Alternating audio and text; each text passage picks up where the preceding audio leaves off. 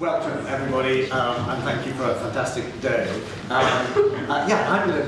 This is the cheap bit. I'm just going to tell you about as I shall now refer to it after Emma's conversation, as my debauched Folio Roadshow. It came about simply by realizing, of course, that we were celebrating the Folio this year. We had already decided some years out that our program at Stratford would be plays that we would not have if we didn't have the First Folio, which seems to me to be, in a way, its singular and most prominent importance, is that it saved half the canon of Shakespeare's plays. I still think he'd still be thought of as the greatest writer in the world because we would still have Macbeth, we would still have Hamlet, we'd have King Lear, and we'd have Midsummer Night's Dream.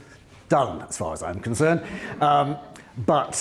Anyway, so it started off with looking at our own folio and having a close look at the three we have here in Stratford, and then getting invites to go elsewhere, and then thinking, well, maybe in this mad year, I should just try and see all the folios in the UK.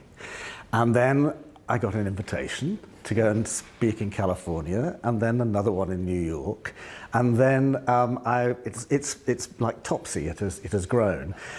So I'm about to go off to Japan and indeed New Zealand and Auckland, and to see the Cape Town copy, and then in the end of the year doing a tour of the Ivy League universities. I'm going to Buffalo, and I'm going down to the Folger, who will have opened their new exhibition by that point. Whether I quite get to the complete list, I don't know, but I'm going to have a try. So I'm going to point out this. So basically, I'm going to show you my snapshots, if that's okay. This one is the Cologne copy. They regard it as the sort of perfect copy, and when I went, it was like getting into Fort Knox, I have to say, getting in to see this copy. And rather beautifully, when they brought it into the room, until the actual curator was in the room, this woman came in and she had it in her arms, but she did this. And then they showed me the copy and decided they would get a new case because the case was too tight. And then they showed it to me, and it is pristine. It is beautiful, but completely unread. And in a way, it made me think, it is a glorious copy. At the same time, I love the grubby ones. I love the ones that have annotations all over them. In fact, part of my anxiety is that we have now frozen all the folios. We've sort of put them in aspic, and they will no longer get, well, hopefully a bit of snot from the schoolboys, but there's a sort of sense in which, and I at one point before I stepped down as artistic director, I thought, do you know, maybe our theatre copy, maybe we should all just go and sign it, you know, terror in that woman's face. You know, maybe I should quickly one day just tear up. No.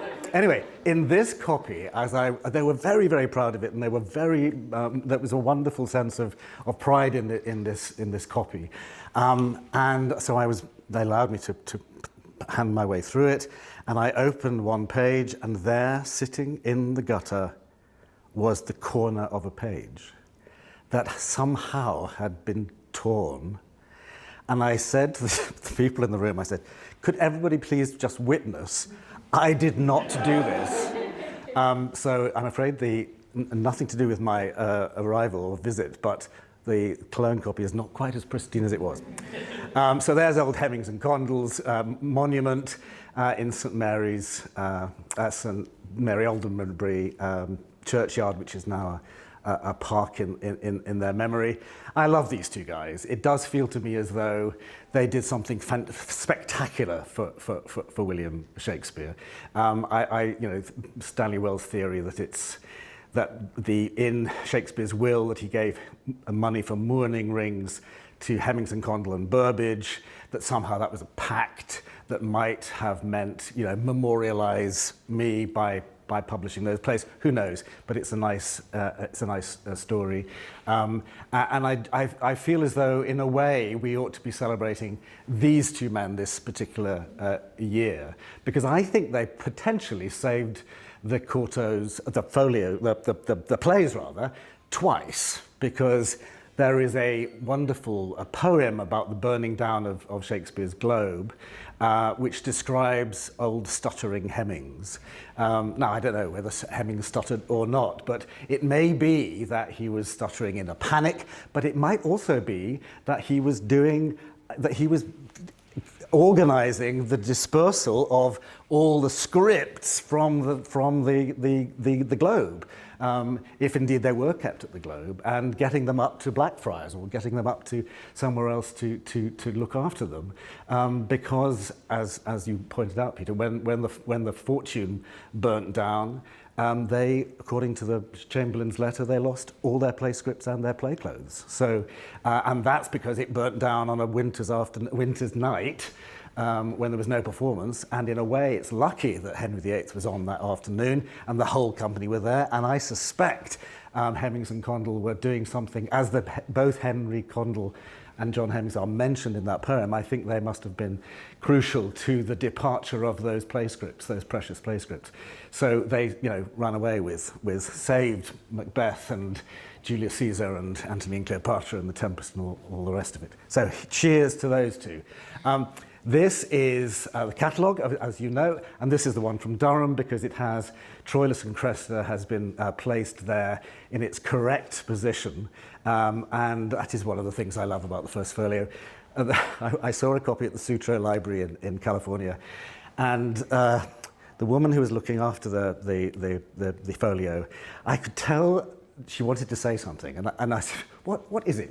You've got a beef about this folio? And she said, it's a rubbish bit of printing.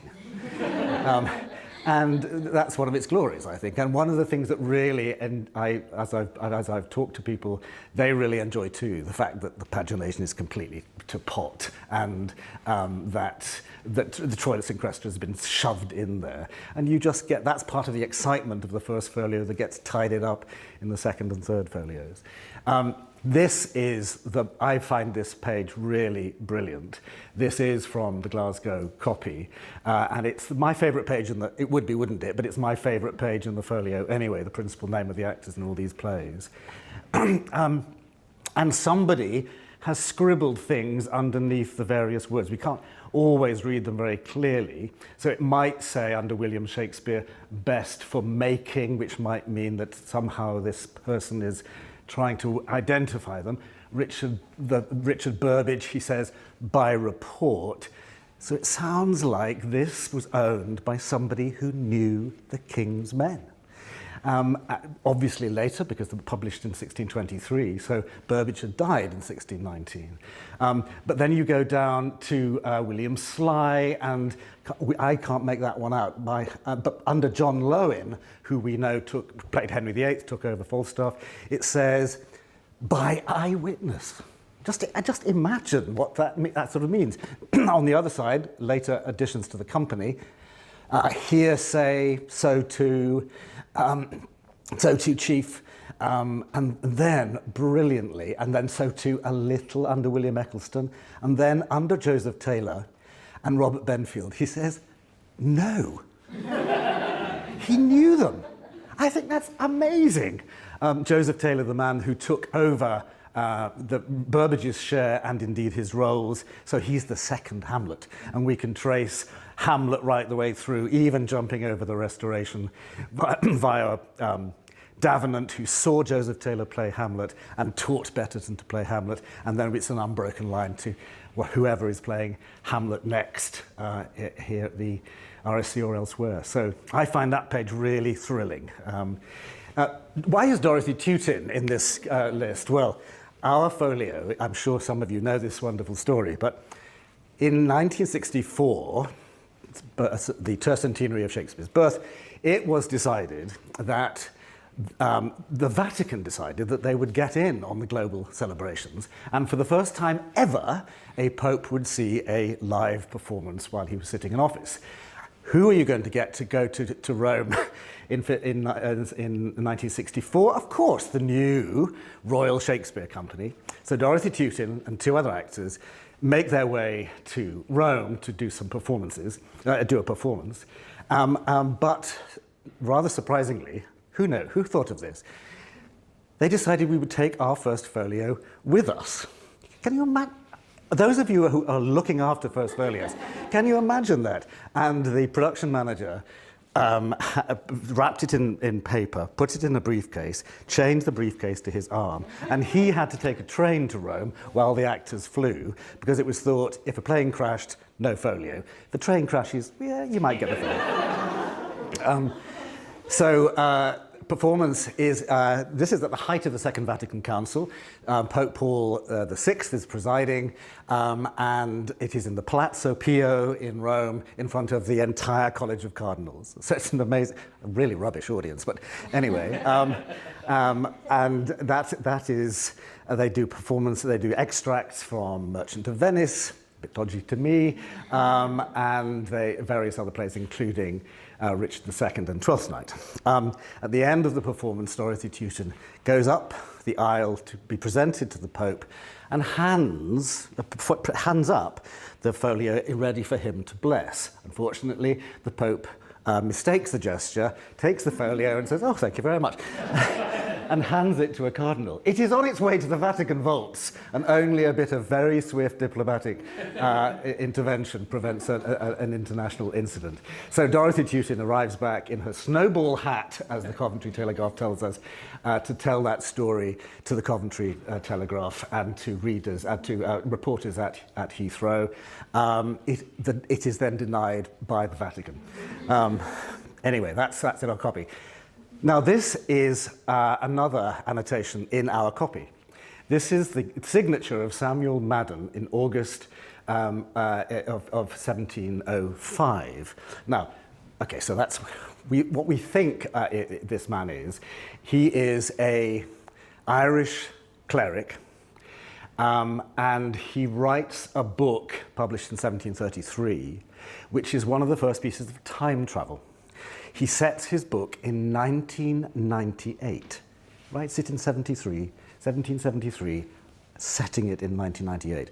And during the reign of King George VI, there was only one out, he writes a book in which the world has been taken over by the Jesuits, and they are now ruling Patagonia and swathes of Africa and China.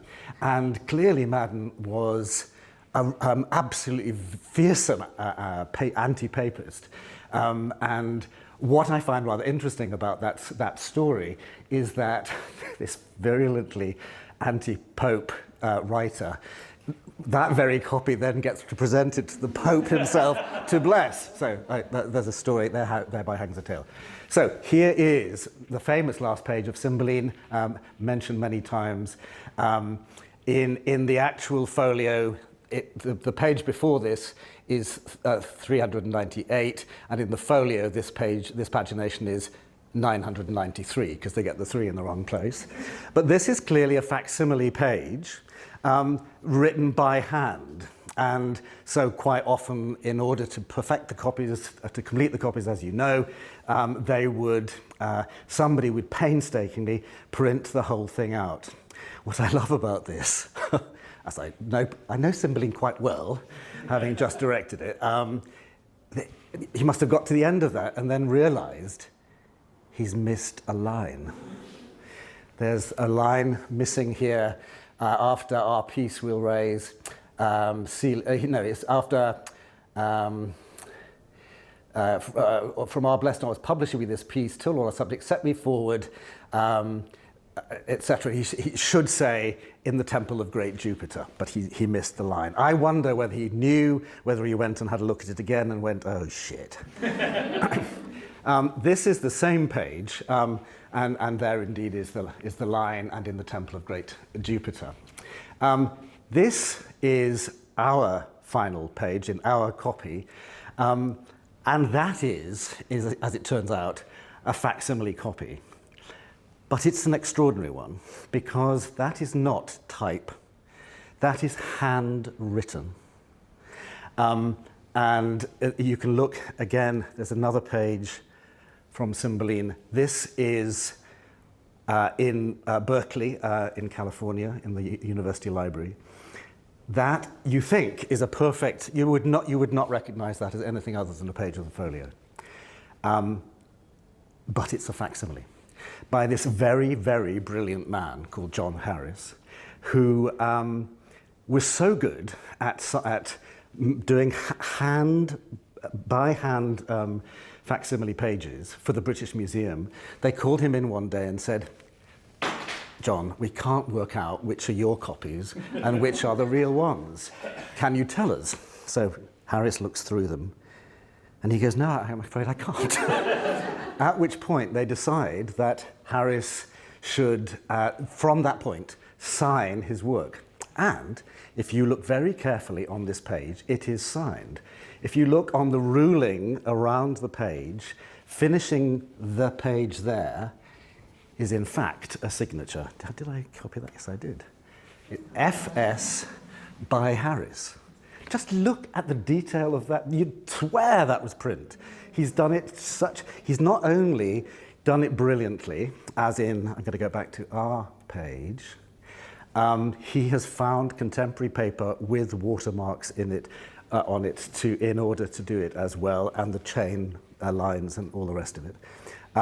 I was looking through our own copy and lo and behold discovered, because I had seen one in the New York Public Library, that our own copy of the folio has exactly the same thing. It has a signature by Harris right under the bottom of it. Not in the Rasmussen catalogue, I was very delighted to see. So we have made a discovery about our folio. I feel it's these things that really make each of the individual folios so special and so different. Is partly the context, it's partly the very things that make them unique and different from each other. Here's a man we all ought to know. This is Admiral Blake, ought to be as famous as Francis Drake and Lord Nelson, because he was the governor of the seas, the father of the British Navy, as known as, but he served under Cromwell, which I guess is probably why we don't know about him. It seemed to me that my Jesuit education skipped over much of the middle part of the 17th century, but he is very possibly the owner of a copy at the Reform Club in Pall Mall, and it's rather extraordinary to think of this man at sea, because a bit like the Skipton copy and other copies, there are pages missing. There are whole plays missing. And I began to fantasize that maybe the plays had been taken out because the folio, you can't use it as a document, so you take the pages out and you hand them around, and maybe like the idea that there were performances on the Red Dragon, Captain Keeling's ship on its way to Goa, that stopped in the Bight of Benin while Hamlet was still on stage in London, and they performed Hamlet on board ship in the Bight of Benin, with local potentates coming on board to witness that. I know that the story of Captain Keeling's Red Dragon is disputed, but I don't care. It's a great story. Whether Admiral Blake, as a Puritan, would have had plays performed on board ship, I don't know, but I don't really care either. So Admiral Blake's copy has this rather extraordinary, well, it's not extraordinary, but it's a signature, many signatures. It appears in Richard III. This is the murder of Clarence. And Clarence, suddenly he's woken up and he's met the faces of the two murderers, and he says, "Your eyes do menace me, why look you pale? Who sent you thither? Wherefore do you come?" And the second murderer says, to Clarence says, "To murder me?" Yeah. That's what we've come to do. Why choose that to sign your name against? That seems to me to be really extraordinary. Is it just a spare bit of paper? Is Janice just trying out her signature in pencil and dating it? Or does she think, as one of the things that Emma says about commonplacing, is she wanting to remember that particular piece? So I asked this librarian at the Reform Club, if they know anything about Janice Weston. No, they don't. I go home, I Google Janice Weston, and it says, Janice Weston, murder. Janice Weston was murdered in 1983. I just leave that with you. It's the start of a novel. But the extraordinary coincidence of the only thing that Google throws up on Janice Weston is 2 centuries later, and it's a murder. Just leave that with you. Wonderful Punch cartoon. You will know this, I'm sure. This is Uncle Sam in his stripy trousers. He's got Gainsborough's Blue Boy under his arm, and under the other arm he's holding a copy of the First Folio, and poor old Shakespeare is sort of shivering behind him as he notices that he's looking down at Shakespeare's gravestone in Holy Trinity Church. And I guess Uncle Sam is thinking, I wonder if I could get that up as well. The Blue Boy is now back after a brief return to the UK. The Blue Boy is back in the Huntington in California, along with their various folios. And it was a great pleasure to be able to go and see those copies too, because I find that a really interesting part of the whole story of the First Folio is that is the diaspora, is the fact that when Sidney Lee brought his catalogue, his census, I should say, of all the known folios in 1902, people like Henry Clay Folger basically used it as a shopping list and wrote to all the people who they now knew where these folios were and said, would you like to sell your folio, please? And it's interesting to me that some of the folios have indeed returned from the States.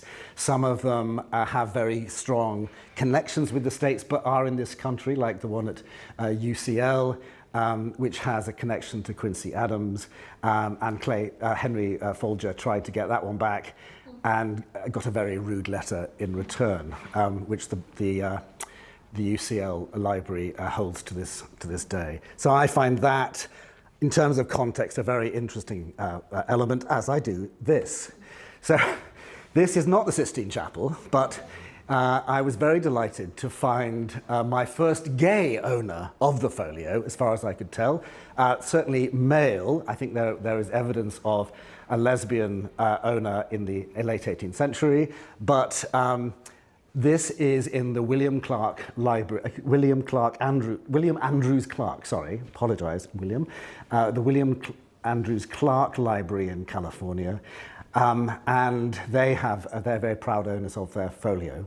And it turns out that William Andrews Clark eventually came out and married, well, not married, he lived openly with his assistant librarian, bought him a villa, Mediterranean-style villa across the road, a convertible Rolls Royce, and left him $200,000 in trust in his will, but also painted the entire vestibule of the house as if it was the Sistine Chapel, but all the ignudi are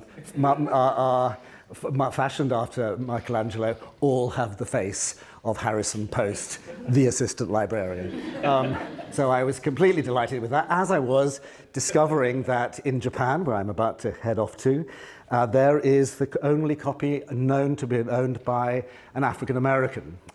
Paul Francis Webster had a copy in his catalogue that was sold at Sotheby's. There's a lovely description, a very Californian description of the way that the folio appears in his library like a giant redwood among the other books, which I thought was a great description.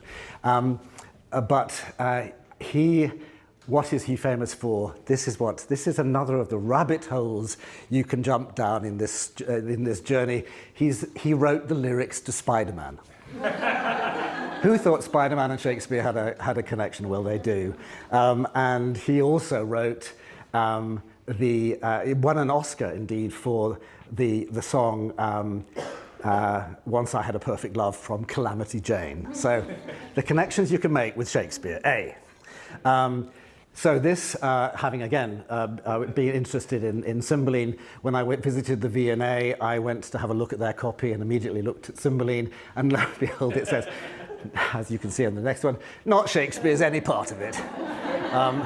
So that was, we believe this is John Forster, who was the great friend of Charles Dickens, a literary biographer, literary academic, and etc., and critic. And this is his critique of Cymbeline, and wait for it, Titus Andronicus, not Shakespeare's, guess a word.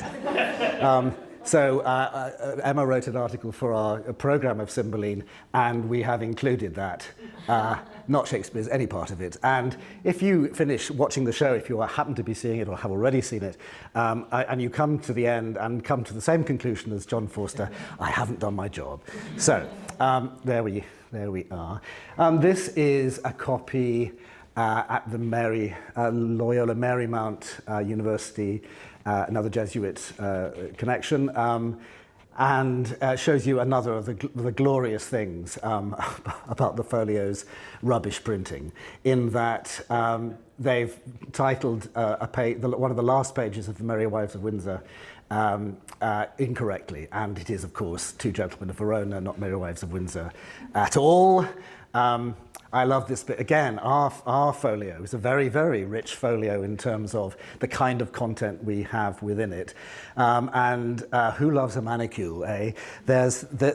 Othello is absolutely packed with these wonderful little pointy fingers.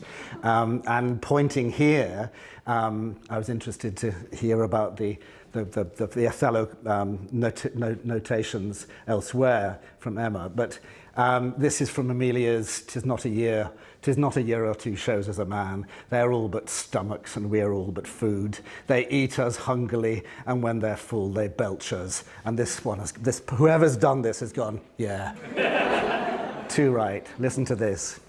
Some of the notations are less interesting. This is one from Arundel Castle, where somebody has chosen to use the margins to do his calculations or her calculations, and on the next page they're multiplying a 17 by 7 and making 119, which I can tell you is correct. This is an annotation in the British Library, a lovely sort of drawing. So there's this rather charming, I imagine that's a kind of Caroline collar, so it would fit the period of the purchase of the play and the publication in 1623, a bit later maybe. And is this a child who is trying out his artistry? Because there's the child's face on one side, and as you saw on the other there is a cannon, but behind the cannon I think that's a penis. I think that's a cock and balls, which seems to me to be an accurate metaphor for the canon. So whether that dates the age of the snivelling child and their intervention, I don't know. But there we go. So this also in our copy in Richard III, you'll notice the annotation "go on" and then the annotation "stop." And whether that is actually marking the text up for performance, that we'll do this bit and only that bit, and then stop there and then move on to the next bit, or I don't know. One of my favourite coming to an end is folios is a damaged folio in Edinburgh, and it it is immediately obvious when I show you the Droeshout engraving. That's just weird. It's William Shakespeare as Quasimodo. It's William Shakespeare played by Charles Laughton. And what has happened, I think I can't get closer in on this machine, but there is a patch, a paper patch that goes around the eye, and somebody has tried to redraw the eye. So why they've done that? Why somebody poked Shakespeare's eye out in the first place? All of those are really interesting questions, but it's a noble effort, but a rather miserable one. And I shall finish my survey of some of the folios I've so far seen with this intriguing image. This comes from a folio in Eton that has been mounted with extra pages and extra illustrations put in. I imagine it is somebody making up an engraving of the Drew-South engraving for a future copy, and it has been abandoned because you can see the outlines of the moustache and the eyes and the face, but it's been abandoned. Why I love it is because it seems to me that it represents Shakespeare, because I think we all put our own face on Shakespeare. We all want Shakespeare in our own image, and I think that almost perfectly represents that. So yeah, that's my snapshots.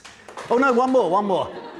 A squashed flea in the New York Public Library. I just thought that was a great ending. Mark but this flea. And at least I think it's a flea. I mean, you may think it's something else. We stared at it for quite a long time and then decided, no, it's a flea. It's a flea. A blood-filled a flea. Very good. Thank you very much.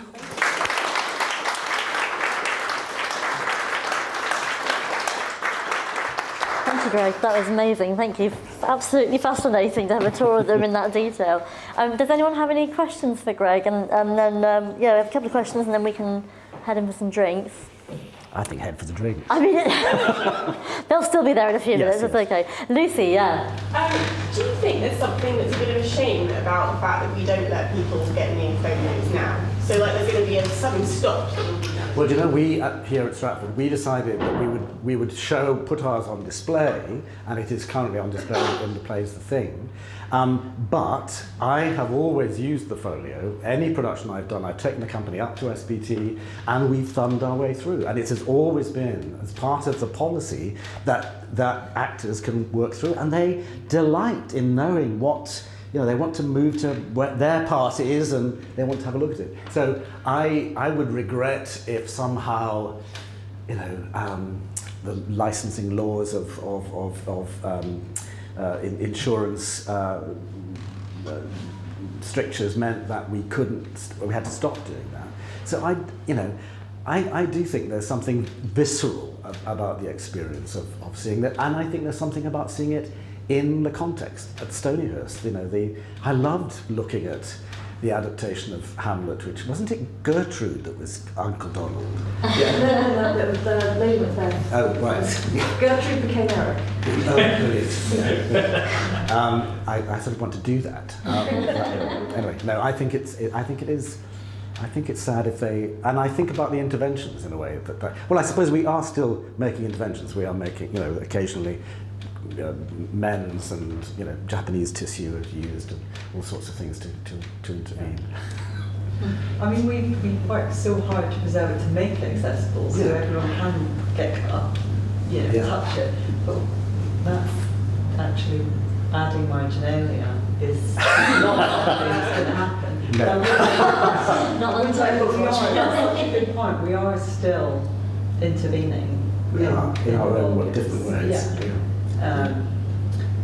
And I just love the idea of being able to, I mean, like that washed one, is it in Cologne? Cologne. I mean, sorry, that clean one, is it being washed? I mean, is there... I don't think it has been washed, because I think it was basically kept, and we don't, it only arrived in the Cologne in the 1960s, I think, whereas the Berlin copy was possibly given by, Berlin copy is good too, but it was possibly given by as a present by Queen Victoria, they thought.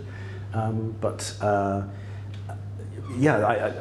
don't know. I think I can't. I'm not an expert on this subject, but I mean we could find out. It's just what is present in some of these folios, which is currently hidden. With technology that we could discover. Well, we was looking at the Dulwich one. We spotted an